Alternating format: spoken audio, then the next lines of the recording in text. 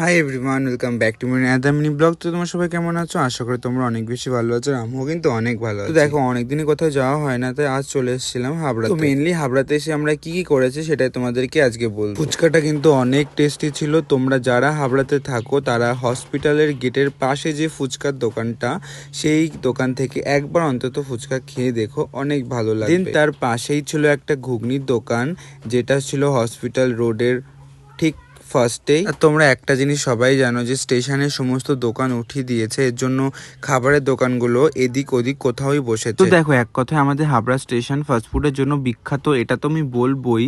তার উপর কি না পাওয়া যায় তোমরাই বলো।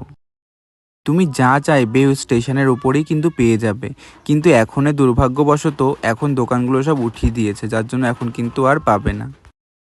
তো তার জন্য দোকানগুলো এদিক ওদিক বসছে, আর সেগুলো খুঁজে খুঁজেই আমাদের খেতে হচ্ছে, কি করার।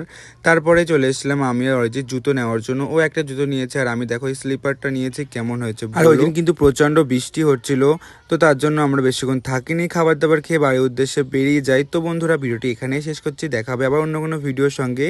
ভিডিওটি ভালো লাগলে অবশ্যই লাইক কমেন্ট চ্যানেল এবং চ্যানেলটি অবশ্যই সাবস্ক্রাইব করে কমেন্টে তোমাদের নামটা লিখে দিও।